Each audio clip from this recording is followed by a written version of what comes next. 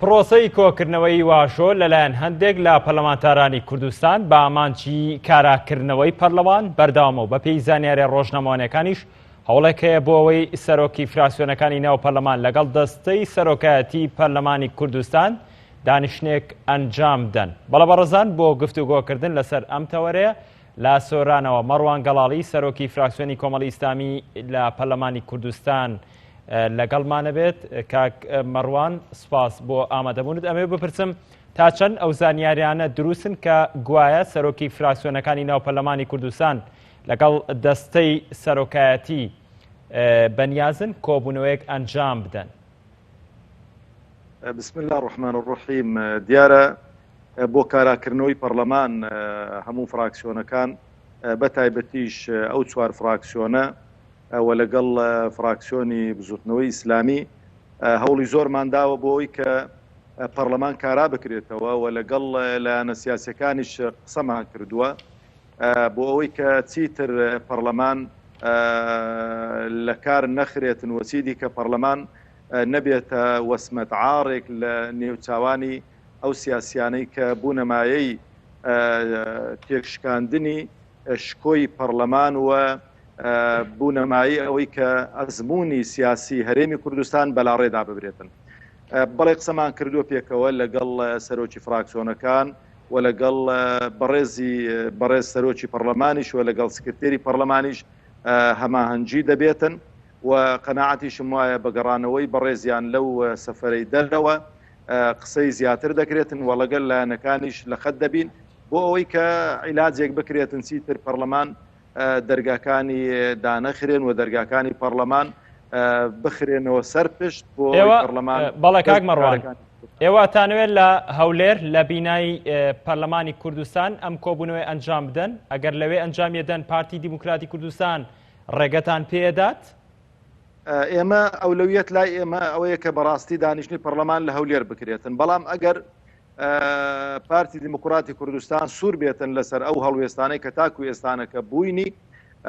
قەناعەتم وایە بەناچاری دەبێ بڕیار بدرێتن لە دەرەوەی هەولێر و لە دەرەوەی پایتەختی هەرێمی کوردستان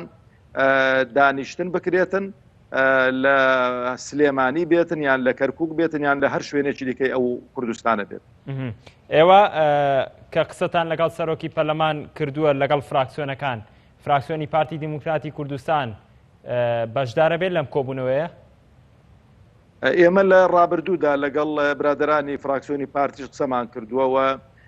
ئەوانیش من لە چاوپێکەوتنی دیکەشەوەم ڕاگەیاندووە، ئەوانیش نیگەرانن بە پەکخستنی پەرلەمانی کوردستان و داوا دەکەن کە پەرلەمانی کوردستان کارا بکرێتەوە، بەڵام بە گۆڕینی دەستەی سەرۆکایەتی کە ئێمە هەر چوار لایەنەکەی دیکە لەگەڵ ئەو بۆچوونە دانین و قەناعەتمان وایە کە پەرلەمانی کوردستان کارا بکرێتەوە بەو دەستەی سەرۆکایەتی کە ئێستانەکە هەیە ئیش و کارەکانی خۆیان بکەن و حتمما قسەشیان لەگەڵ دەکەینەوە بۆی کە بزانین داخۆ هیچ گۆڕانکاریەک بەسەر دید و بۆچوونەکانیان داهاتوەیانەنا. بەم ئەگەر دانیشتنەکە چووە سەر و ئەنجامتاندا لە هەر شوێنێکی تری جگە لە هەولێر، بەڕای بەڕێستان هیچ لە دۆخی سیاسی و قەیراناوی هەرێمی کوردستان ئەگۆڕێت؟ خۆی هەرێمی کوردستان ئەوەی کە معلومی جەنابتانە بە چەند قەیرانێکدا تێدەپەڕێ، قەیرانێکی یاسایی کە پەرلەمان پەک خراوە و پەرلەمان ئەو ڕۆڵەی کە لە ڕابردوو دەیبینی بۆ دەرکردنی یاساکان و هەمواری یاساکان ئەو ڕۆڵەی نەماوە بە تایبەتیش بۆ چاودێری حکومەتی هەرێمی کوردستان. ئەوەی تری ئەو قەیرانە سیاسە لە نێوان لایەنە سیاسیەکانە لە نێوان حزبەکانە کە ئەوان دەبێ دانیشتەکانی خۆیان دەست پێ بکەنەوە نقطە لەسەر حرف دانێن بۆ چارەسەرکردنی کێشەکانیان و بەڕاستی من دەڵێم لێرانە ئەوەندەی کە سازش بۆ ناحەزان و نەیارانی میلەتی خۆمان دەکەین و ئەوەندەی کە لێبوردە و بەخشندەین بەرامبەر بە نەیارانی میلەتی خۆمان ئەگەر بەرامبەر بەیەک دیکە ئەو لێبوردەی ئەو بەخشندەیەمان هەبوایە قەناعەتم وایە هیچ کێشەیەک لە هەرێمی کوردستان ڕووی نەدەدا و بە تایبەتیش ئەو چوار لایەنە من قەناعەتم وایە لە ئێمە خەمخۆرترن بۆ ئەوەی کە پەرلەمانی کوردستان دەست بەکار بێتەوە و دانیشتەکانی پەرلەمان دەست پێ بکرێتەوە چیتر ئەو پەرلەمانەی کە لەلایەن خەڵک و جەماوەری هەرێمی کوردستانەوە متمانەی پێدراوە پەک نەخرێتن و هیواداریشم برادرانی پارتی دیموکراتی کوردستان چاو بە هەڵوێستی خۆیان دابجێڕنەوە و چیتر نەچنە ژێرباری ئەوەی کە ئۆباڵی ئەو بار و دۆخە سیاسیە لە ئەستۆی خۆیان بگرن. بەڵێ ماوەسا مەڕوان لەگەڵم بمێنەرەوە گفتوگۆکەمان بەردەوامی ئەبێت. ڕامێر عوسمان لە شاری سێمانیەوە لەگەڵمەوە بۆی ڕای هاوڵاتیانمان بۆ بگواستێتەوە سەبارەت بە ئەنجامدانی کۆبوونەوەی پەرلەمانی کوردستان. بابزانین ڕای هاوڵاتیان لە شاری سێمانی چییە لەو بارەوە. ڕامێر سڵاو لەبێت. ئەگەر چەند هاوڵاتیەکمان بۆ وەرگری سەبارەت بۆی کە پەرلەمانی کوردستان هەوڵێکەیە لەلایەن چەند فراکسیۆنێکەوە بۆی دانیشتێکی پەرلەمان ئەنجام بدرێت و پەرلەمانی کوردستان کارا بکرێتەوە. بەڵێ سالار ئەم کاتەی ئێوە بینەرانی کەناڵی ئاسمانی پەیامیش باش وەکو خۆتان نەزانن لە ئێستا هەوڵێکەیە کە لەلایەن چەند ئەندام پەرلەمانێک و چەند فراکسیۆنێکەوە واژۆ کۆکراوەتەوە بۆی بدێتە سەرۆکاتی پەرلەمانی کوردستان بۆ ئەوەی پەرلەمانی کوردستان کارا بکرێتەوە. ئەو دۆخە چەقبەستۆی کە لە ئێستا لە هەرێمی کوردستان هەیە یعنی نەمێنێت و ئەو گرژیانەی کە دەبیندێت لە نێوان حیزبەکان نەمێنێت بەهۆی کاراکردنەوەی پەرلەمانی کوردستان. وەکو خۆتان نەزانن لە ئێستا کۆمەڵە کێشە و گرفت ڕوبەڕووی هەرێمی کوردستان بۆتەوە لەسەر هەمووشیانەوە ینی لە کارخستنی پەرلەمانی کوردستانە ئەوەکو دەوتێت ینی شوێنێکی لەم جۆرەکە دابخرێت یان لە کار بخرێت گرفتی زۆر لە هەرێمی کوردستان دەکەوێتەوە. من ئەمێ بۆ چوونی سەن هاوڵاتیەک بزانم هەرچەنە پێشتر لەگەڵ چەند هاوڵاتیەکیش دوام بەڵام سالا لە ئێستا خەڵک بە تەواوی لە باردۆخەکە بێزارە تەنانەت بۆ زۆربەی کەناڵەکانیان بۆ کەناڵەکان ئامادەنی هیچ قسەیە بکەن چونکە ئەوان بە تەواوی ناومێد بن لە دۆخەکە. بەڵام چەند هاوڵاتیەک ئێستا لە دوێنم بۆ ئەوی بزانم کە بۆچوونیان چییە لەسەر کارەکردنەوەی پەرلەمانی کوردستان. ئەگەر بەڕێز بیتە ئێرە پێمان بڵێ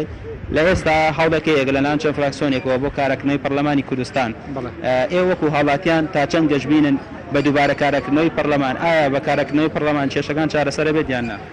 هیچ ئومێدێکم بەوە نییە کە جارێکی تر پەرلەمان کارا بکرێتەوە. ئەگەر کاراش بکرێتەوە هیچ لە مەسەلەکە ناگۆڕێ یعنی ئەو دۆخی کە تێکەوتون ئەو دۆخە هەر بەردەوام دەبێت. پەرلەمان هیچ دەورێکی وای نییە چونکە لە وڵاتی ئێمە دموکراسی بەمانای کلمە بوونی نییە. ئەوەی کە دەگوزارێ تەنها شێوەکە لە شێوەکانی دیکتاتۆری یعنی من لەگەڵ خەڵکی تریشە قسەم کردووە خەڵک بۆچی ناومێدە لەوەی کە هەر هەواڵک دەبیستێ سەبارەت بە چاکنی باری ژیانی خەڵکیان کارەکردنەوەی پەرلەمان ئەڵێن ئومێدێکمان نییە یعنی ناومێدی خەڵک لە چیەوە سەرچاوی گرتووە. ناومێدی خەڵکیان هیچ خۆشێک نەما یان ئێستا بڵێ وەرە موچەیە نییە کارە نییە کەسابەتە نییە ئاوە نییە کارەبا نییە حچی خزمەت گوزاری ئینسانە نەماوە یعنی خەڵک ئەوەی کە هەیە بەڕای بەڕێزت پەرلەمان دووبارە کارا بکرێتەوە سەرۆکاتی پەرلەمان دامەزرێتەوە ینی ئەمە چییە؟ هیچ لە مەسەلەکە ناگۆڕێت لەبەر ئەوەی لەگەڕ ڕازمەوە قساکەم شتەکە بەدەست کوردەوەیە کورد ناتوانێت ئەوە جارێکش ئەم قسەم کردو لە کەناڵی KNN بوو هێشتا هەرێمی کوردستان کە لە ساڵی 1990ەوە بە حسابەتر هەرێمێکی سەربەخۆن تا ئەتەدوی لە شەڕ و ئاژا و تەقینەوە ئەملاولا سەرڕاوی کە داهاتی نۆتی کەرکووکەکە تا داهاتی نۆتی کەرکوواتە سەر داهاتی هەرێمی کوردستان هێشتا هەرێمی کوردستان بەغای پێ ناکرێت. لەبەر ئەوە هیچ ئومێدێکم نییە بەرامبەر بەوەی کە کورد بتوانێت خۆشببیانی بۆ خەڵکی دابینکە.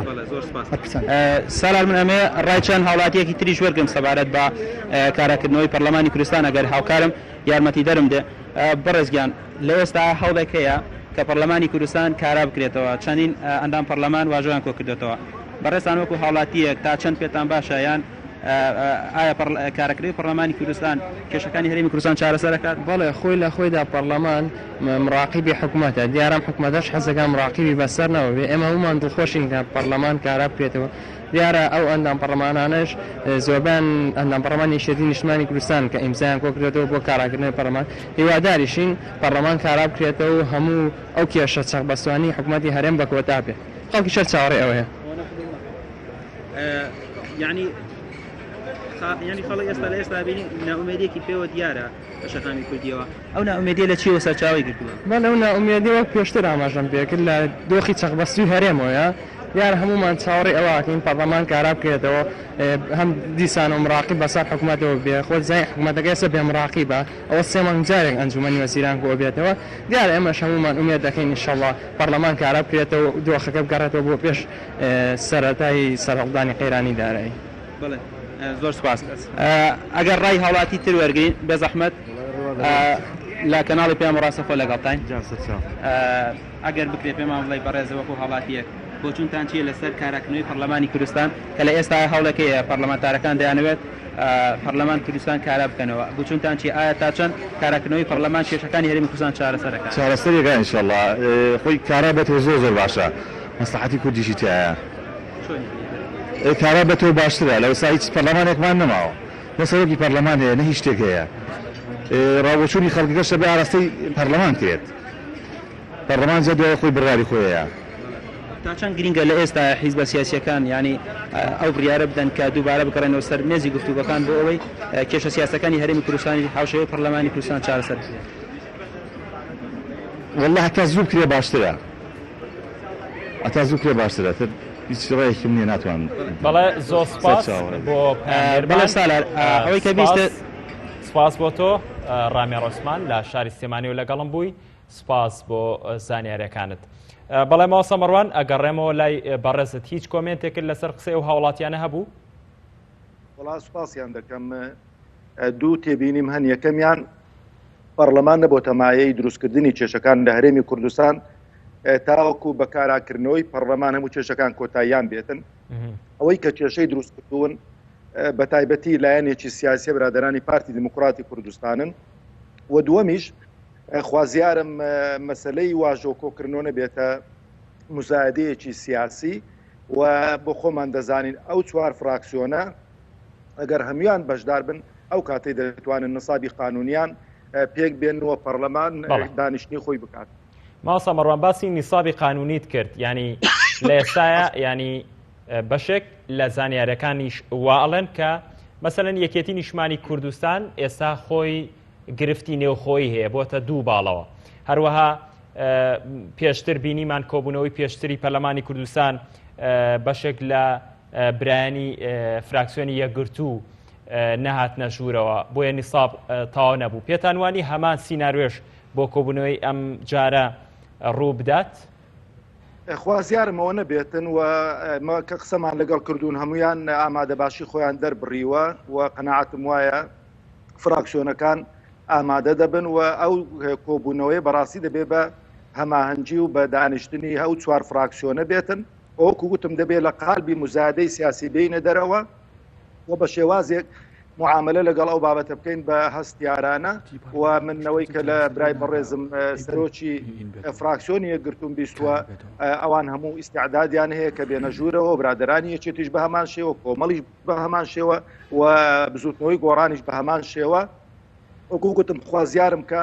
ئەو دانیشتە بێتە کۆکەرەوەی هەر چوار فراکسیۆنەکان و بتوانین هەنگاوێک باوێن بۆی کە ئەو کێشە و قەیرانانەی کە لە هەرێمی کوردستاندا هەن کەمتریان کەینەوە و بتوانین ڕۆڵی چاودێری خۆمان بجێڕین بەسەر حکومەتی هەرێمی کوردستانەوە بەریازن لەم کۆبوونەوەیەک گەر ئەنجام درا چی تێدا باس بکەن خۆی ئەوە دەگەڕێتەوە بۆ دەستەی سەرۆکایەتی کە دەستەی سەرۆکایەتی کە بانگێش بکاتن بۆ دانیشتنی پەرلەمان کارنامەی دانیشتنەکە دابش دەکاتن بەسەر فراکسیۆنەکان و بەسەر ئەندامانی پەرلەمان قەناعەتیشم وایە کە دیارە ئەو دانیشتنە ئەجندایکی تایبەتی دەبێتن ئەو پرسیارە دەبێ ئاراستەی دەستەی سەرۆکایەتی بکرێتن ئەوان وەڵامی و پرسیارە بدەنەوە بڵێ لە ئێستا پارتی دیموکراتی کوردستان پەرلەمانی پەخستووە هەروەها پەرلەمانی کوردستان بە ئیشی خۆی هەڵناسێ کە چاودێریکردنی حکوومەتی هەرێمی کوردستانە بەکاراکردنەوەی پەرلەمانی کوردستان لە دەرەوەی هەولێر پێت وایە حکوومەتی هەرێمی کوردستان و پارتی دیموکراتی کوردستان بهێڵێت پەرلەمان چاودێری حکوومەتی هەرێمی کوردستان بکات ئەوەی کە ڕاستی بێ منوەکو تەماشە دەکەم کە تاکو ئێستانە کە ئەو چوار فراکسیۆنە ئەو هەنگاوەمان نەهاویشتووە بەڕاستی ئەو خوێندنەوەیمان بۆی بووە لە بەرەوەی کاراکردنەوەی پەرلەمان لە دەرەوەی پایتەختی هەرێمی کوردستان قەناعەتم وایە کە قەزیە سیاسیەکان دوورتر دەکاتەوە لە یەکتری وە لەوانەیە مەسلەی دوو ئیدارەیی زیاتر زەق بێتەوە لە هەرێمی کوردستان بەڵام چارمان ناچار دەبێتن ئەگەر برادرانی پارتی دیموکراتی کوردستان نێنە ژێرباری ئەوەی کە ئەو ڕێگریانەی کە دروستیان کردوون وەلایەن بۆی کە پەرلەمان کارە لە پایتەختی هەرێمی کوردستان و بە ئامادەبوونی هەموو فراکسیۆنەکان بە هەر 111 پەرلەمانتاریەوە لە بینای پەرلەمان دانیشتنی خۆی بکاتن و شتێکی تاریخی و مێژووی ئەو فراکسیۆنانە و هەر ئەو چوار فراکسیۆنەنین قەناعەتم وایە فراکسیۆنی دیکەش بێن ئامادەی دانیشتنەکە بن بۆی کە بتوانین ئەلێوەن دەرێ پێکەوە پەیامێکی دەستە جەمعی کە زۆرینەی پەرلەمانتارانی هەرێمی کوردستان بەشداری تێدا بکەن ئاراستەی لایەنە سیاسیەکان و ئاراستەی خەڵکی هەرێمی کوردستان بکەین و وەکو گوتیشم بۆی کە خەڵک بە شێوەیەکی دیکە تەماشای ئەو دانیشتنە نەکاتن وانە زانێکا و دانیشتنە بکرێتن کۆتایی بە قەیرانەکان دێت چونکە پەرلەمانی کوردستان قەیرانەکانی دروست نەکردوون پەرلەمانی کوردستان بەشێک لە قوربانی ئەو قەیرانانەی کە دروست کرامی کوردستان و خوازیاریشم وەکو گوتم ناچار نەکرین بڕیار بدەین وەکو فراکسیۆنەکان لە دەرەوەی پایتەختی هەرێمی کوردستان دانیشتنی پەرلەمان بکەین و ئەوەی کە وەکو گوتم سازش دەکرێت بۆ لایەنەکان و بۆ وڵاتان ئەو سازشە بۆ یەکتر بکەین و پەڕێکی سپی بکەینەوە هەمومان پێکەوە بتوانین هەر یەکەم هەم پەرلەمانی شوکارەکەی خۆی بکاتن و هەم حکومەتی هەرێمی شوکاری خۆی بکاتن و لایەنە سیاسیەکانیش ئەو کێشە سیاسیانەی کە دروست کراون وەلا بندرێن و بتوانن پێکەوە هەنگاو باوین بەرەو ئایندێکی ڕوون بۆ هەرێمی کوردستان و بە تایبەتیش پێم خۆشە من لێرانەوە ڕابگەێنم هەرێمی کوردستان لە دوای ئازادکردنی مووسڵ دەچێتە قۆناغ و مەرحەلەیەکی زۆر هەستیار پێویستی بە هەموو تاکەکانی هەرێمی کوردستان دەکاتن پێویستی بە هەموو لایەنە سیاسیەکان دەکاتن پێویست دەکاتن ئەو کێشانەی کە هەمانن وەلایەن نین ئەوەش بەوە دەکرێتن بەڕاستی بە تایبەتی برادەرانی پارتی دیموکراتی کوردستان کە زۆربەی پۆستەکان لە بەردەستی ئەواندان و زۆربەی پۆستە هەستیارەکان لە بەردەستی ئەواندان و زۆرینەی هێزەکانی پێشمەرگە و ناوخۆ لە بەردەستی ئەواندان ئەو هەنگاوە باوێن و هەنگاو باوێن بۆ یەکخستنەوەی نێوماڵی کوردی وەچیتر ئەو دارەی کە هەمومان لەسەری ڕاوەستاوین لە بنۆنەی بڕینەوە لە بەرەوەی بە بڕینەوەی ئەو دارەی هەمولایەکمان زەرەر بەڵێ زۆر سپاس بۆ بەڕێز مەڕوان گەڵاڵی سەرۆکی فراکسیۆنی کۆمەڵی ئیسلامی لە پەرلەمانی کوردستان لە سۆرانەوە وەڵامی پرسیارەکانت دامەوە زۆر سپاس.